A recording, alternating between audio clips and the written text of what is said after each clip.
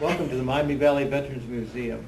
This is a dream come true, and it all started with a parade back in 2008, a 4th of July parade, Veterans Parade, that started the whole ball rolling. The participants in the parade realized there was a real need to establish a facility, a museum, to preserve the legacy of veterans and honor their service to our country. So in 2009, the Miami Valley Veterans Museum was founded to honor that vision. The first museum was a 12 feet by 14-foot office that eventually grew to a 5,000 square feet space on the second floor of the Masonic Temple in downtown Troy, Ohio. By 2019, we'd outgrown the Masonic Temple and the building was up for sale. After a great deal of searching, a 5-acre site south of Troy, Ohio was identified as a new location. The museum is currently located there at 2245 South County Road 25A in Troy. They're in a capital campaign to renovate this location and develop the displays and the features of the collection at this new site. So what do? We honor, preserve, and perpetuate the memory and the dignity of those who have served in the United States Armed Forces. We're providing a repository of uniforms, equipment, personal effects, including photos, letters, oral and written histories, diaries, and other artifacts. We also provide a meeting place for veterans and support a multi-county community by presenting veterans coffees, museum activities, educational outreach programs, and partnership with other organizations to raise the awareness of the contributions of those who have served our country. The community is so very important. Our museum and community includes veterans, friends, and supporters in the following Ohio counties: Miami, Darke, Shelby, Champaign, Clark, Greene, and Montgomery counties. We also support a worldwide community with the outreach of our website, Facebook, Instagram, and YouTube, and other social media and online presence. And by 2019, we'd reached over 50,000 citizens in a 7-county area with our outreach programs. Now I'd like to introduce our project manager, executive director, Karen Perk. Thank you, Carl. The museum is now currently in renovation, and we are filling cases and building exhibits. We have many volunteers that are working on our efforts to renovate the museum, and we also have, as Carl mentioned, a traveling exhibit called History in a Box. History in a Box is a series of 5 different boxes that cover 5 different time periods. In each box there is a uniform, a reproduction firearm, the gear that the soldier would have carried, as well as any types of items that are personal items that we pass around during our presentations.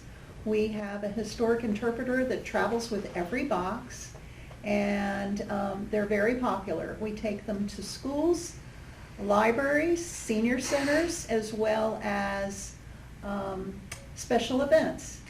If you're interested in learning more about History in a Box, please call 937-332-8852 for more information, or visit our website at www.miamivalleyveteransmuseum.org.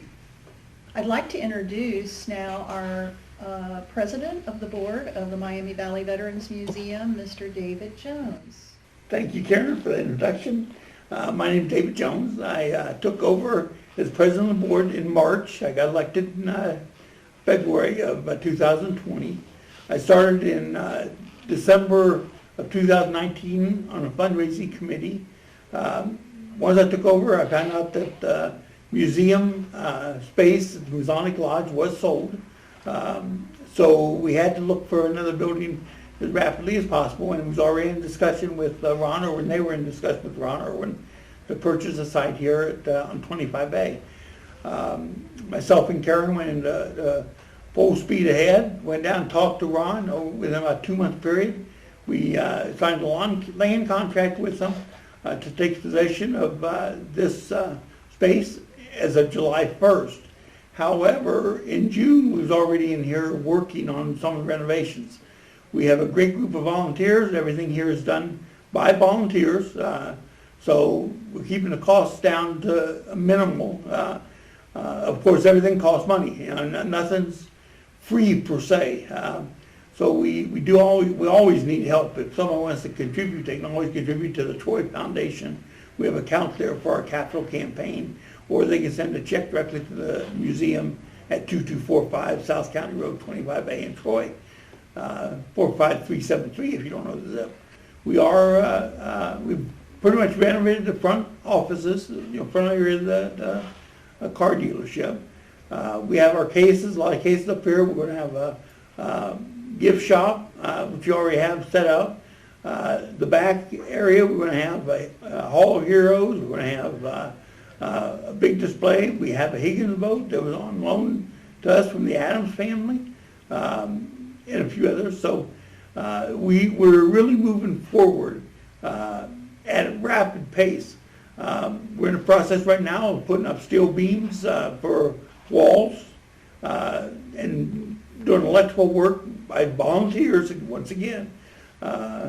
And doing all electrical wires and whatever. And we're going to eventually insulate the walls. The only drawback we're having right now is making sure we follow all the protocols by the building department and making sure that everything is done by code. So we're working pretty rapidly and pretty hard on those types of issues. If anybody wants to volunteer, you're always welcome to come into the museum. You can either call the phone number that Karen gave you. If you have any questions, any contributions, any donations, any questions at all.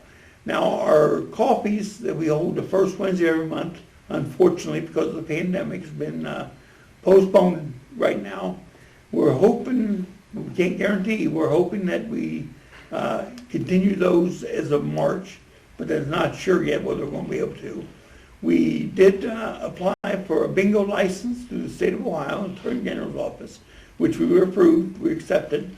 We're talking about doing drive-in bingo, where you'll drive into the parking lot. We'll sell computer tablets with different faces on them, different amounts of faces on them, at different prices. And you basically drive in, and we call the numbers the regular bingo. We'll be selling raffle tickets and food, beverages. We'll probably have some special events on the first night that we open up. More to come on that type of stuff. But we're moving forward in every aspect that we possibly can. The big thing right now is we do need money. Every organization needs money. We've been pretty fortunate in the volunteers and the contributions we've had, but we still have probably about $600,000 yet to pay Ron for the building alone. The renovations cost us about $1.5 million so far, with things that are coming, depending on what bathrooms they put in, other things that we're required to do according to the building department. But we're still moving forward, but we can always use volunteers, and we can always use cash. If you like bingo, want to work bingo, you're welcome to come in and volunteer for that. It'd be once, maybe twice a week. Once a week for sure, but maybe twice a week as time goes on. So like I said, we're always needing volunteers and helping all these adventures, and every one of them will help us in the end to master and complete our overall objective. Now in a few minutes, we'll be taking you back to the back, showing you some of the workers at work, showing you what we've done so far in the rear of the building. Now keep in mind, we actually started to work in June. We painted the entire ceiling back in the back, thanks to some help from Skinner Painting. They were nice enough to basically do the painting at cost. They figured it was going to take them one day, and by the time they finished, it took them 3 days. They didn't raise the price, so we're very grateful there. Ron Irwin's been a great supporter of us. The Troy Foundation has been a great supporter of us. The Robinson family and the Adams family has been great supporters of the museum, and we appreciate all of our supporters. And we'd appreciate if you would consider supporting the museum also. With that being said, I think we're ready to go to the back and show you what we've done so far. What you're seeing now is the gleam in our eye. This is the new museum. It doesn't look like much now, but it will become a full gallery. We've already done the ceiling, and we're doing the walls, and we're walling off certain areas here. Over on this side, you'll see what's called the Hall of Heroes. That's where we will hold our monthly coffee.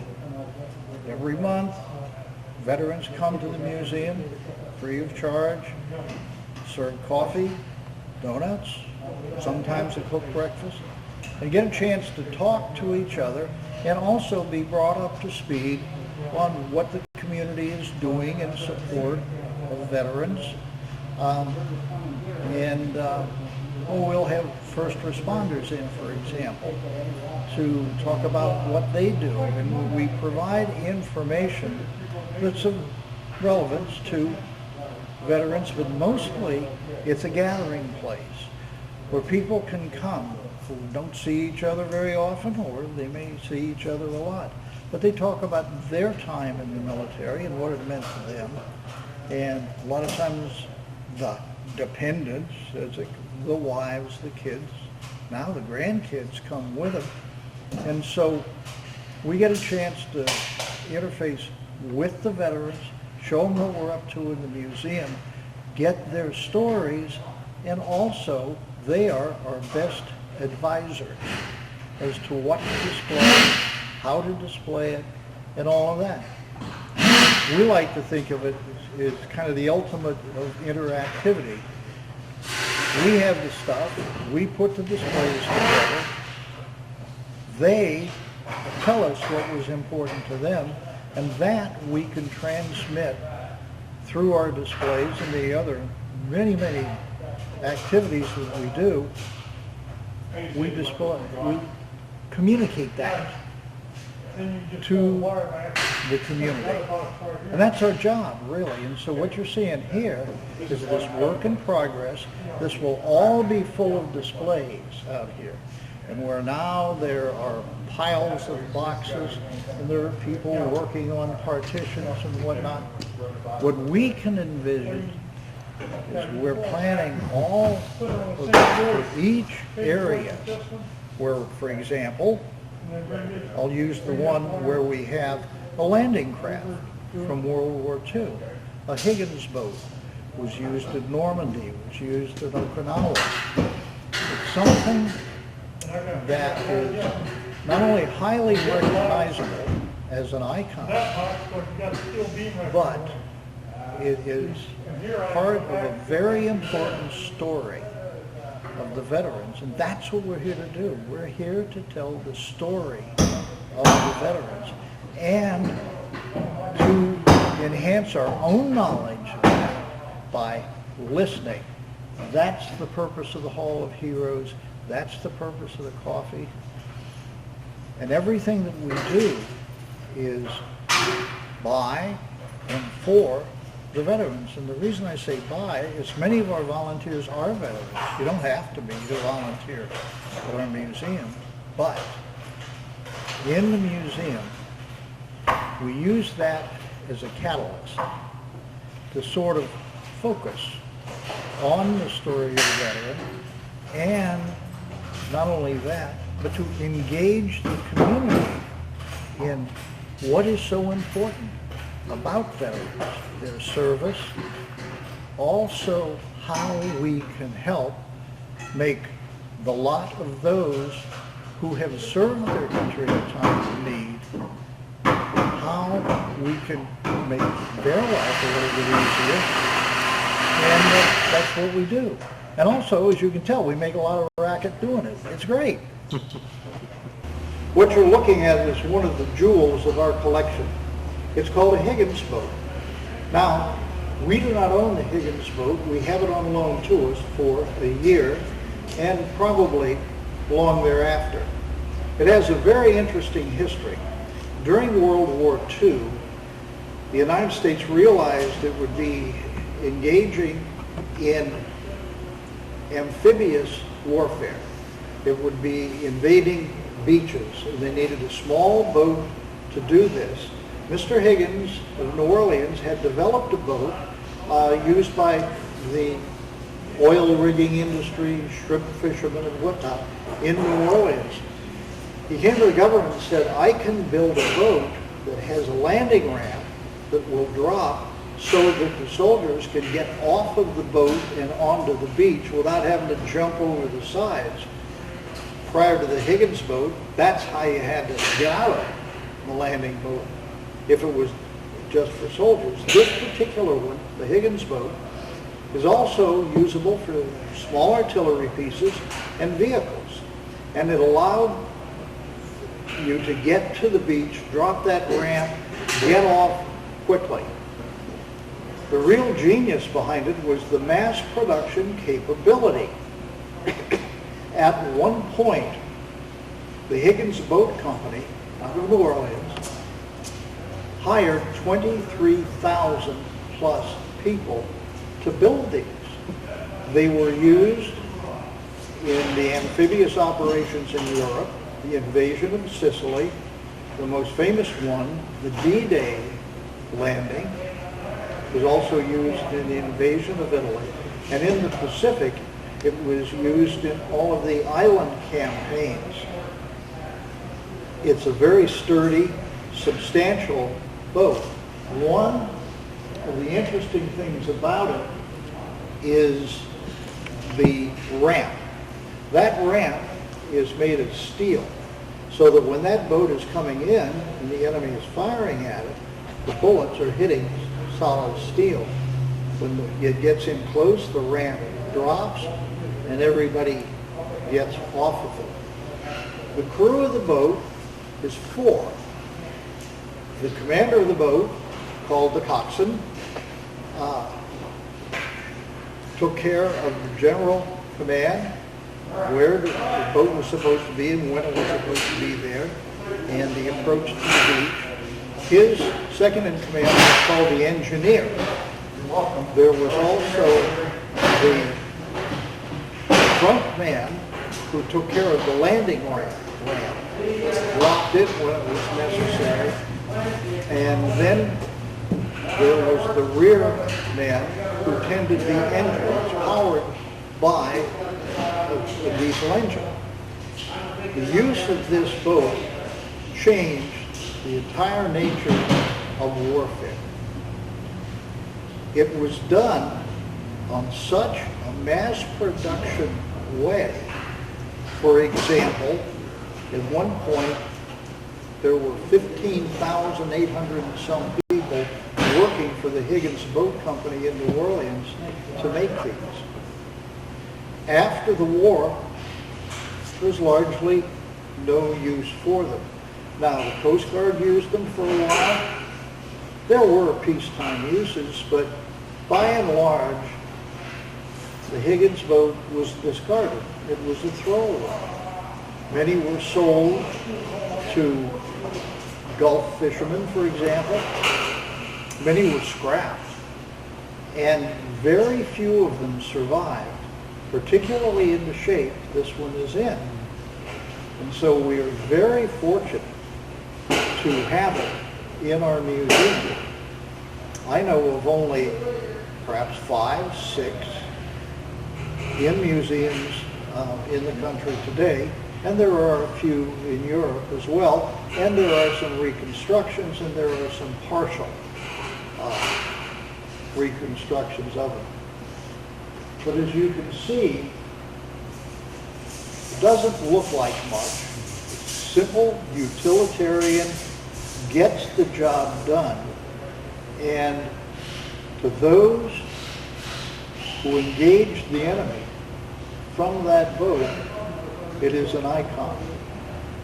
And so whenever you see a Higgins boat in a museum, you will always see a crowd of people around it. It is really a relic that we are so fortunate to have. And it will be a showpiece here in our museum, we hope, for a long, long time to come. Well, this may be our biggest display, but we have many other displays, and I'd like to show you some of those, particularly a thing I'm very fond of. It's called History in a Box. Let's go look at that. I'm Terry Perk, the curator of the Miami Valley Veterans Museum. I'd like to talk about one of our more popular displays. It's popular because you can see it not only at the museum, but we take it elsewhere. We can go to senior centers, we can go to schools, and what this display is a representation of the role of the soldier in a period of conflict. This first one is the pioneer period. When settlers first came out here, and there was conflict with the Native Americans, and the War of 1812, the soldier frequently wore clothing provided by himself, not by the government, particularly in these frontier areas. And this is a representation of what that clothing looked like. This is a hunting shirt dyed with native dyes and made usually by the soldier's wife or some local person. The weaponry that was used in the day, this is a non-firing flintlock musket. The arrow is obviously the armament of the Native American. This is just the packing gear, the camping gear that the soldier had to carry with him, all of it provided pretty much by himself. The Army didn't issue very much at all. So this is the pioneer period. The next major conflict was the Civil War. This is a very popular one in the schools because everybody has seen the movies and whatnot of the Civil War. This is the blue Union uniform, reproduction of course. The non-firing musket is what most of the soldiers were issued, particularly if they were infantry. The backpack and the upper backpack and the cartridge box are all factory made now. None of this homemade stuff.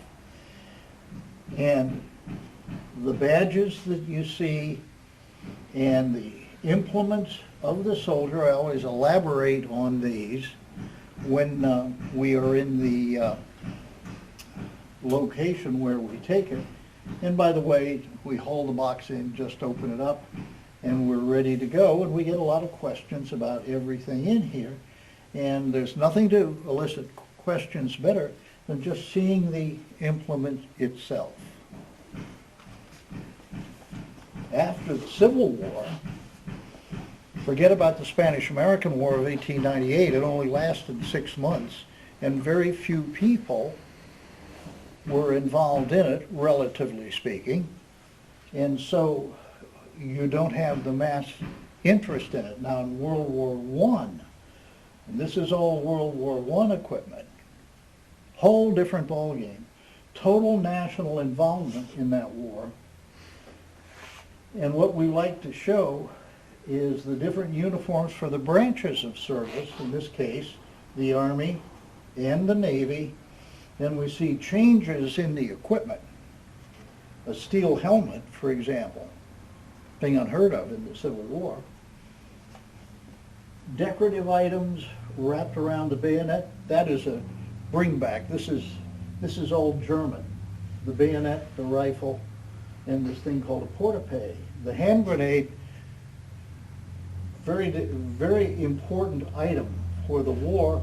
Again, the pack and all of that the soldier has to carry, the load on his back. This all elicits a lot of questions. And that is what we really like, because we can describe the things that are in our museum before the people actually come to the museum and see the things. Now when we get into World War II, here we have an Army and a Navy uniform, a very different soldier's weapon. Here now we're having a semi-automatic which fires with every pull of the trigger.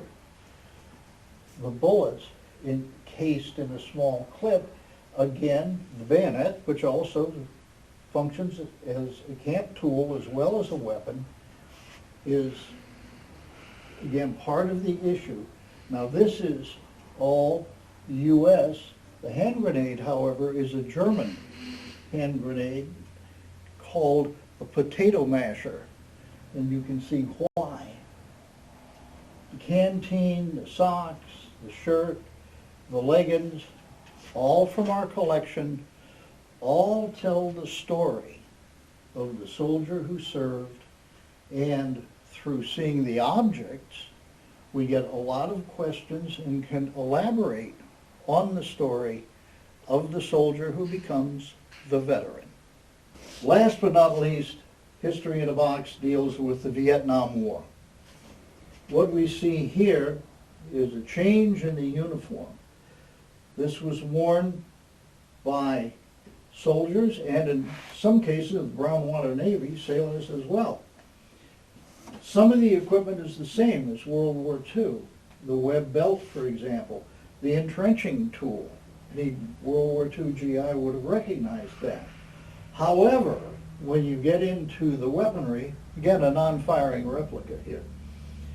We are talking about a weapon that's either semi-automatic, works with a pull of a trigger, or full automatic, you just hold the trigger back and let it rip. Still, we're issued a bayonet.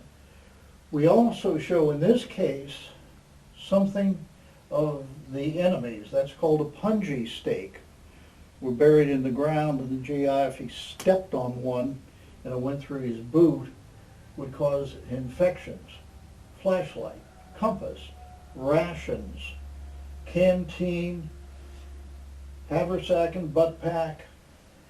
While the specifics are different, the general equipment is pretty much the same between this soldier and the one at the very beginning. Because when the veteran comes back from doing his service, anybody who was in the Vietnam era will recognize the tools of the pioneer era because they're all doing the same thing. I'm standing here between two of my friends to occupy our museum to tell you not only about what we've talked about in the cases, but to invite you to come to the museum where you can see many artifacts from many time periods that deal in the story of veterans. You will see mannequins here. Now, most of our mannequins are dressed in reproduction clothing for the early time periods, but in the later time periods, let's say World War I on, this is an actual World War I uniform. And so you can see things and you can get close to them. And, of course, we really would not like you touching them, but you can see up close the gear, the clothing of the soldier. And as you look down the line of the uniforms here, each one of them tells the story of a time period. And in looking at them, it's not quite looking at something on a television screen where you get lots of action going on. No, you look at things and say, I wonder what they used that for, and I wonder how they wore that. Let me give you an example. See those wrappings around this fellow's legs? Those are called puttees.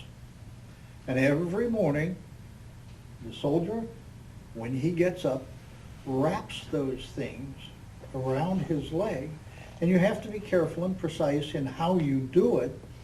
Otherwise, the thing comes loose and you fall over it when you're on the line of march.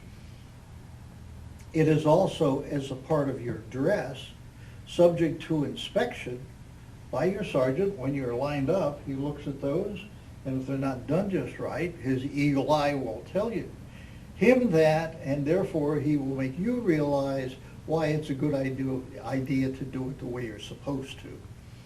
And everything you see about the uniform also tells you things, such as the rank of the soldier.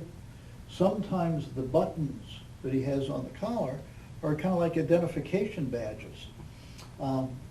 this one says US, well, that's pretty obvious. But the one on the other side will have an emblem that tells you whether that soldier was in the engineers, in the infantry, in the artillery. What?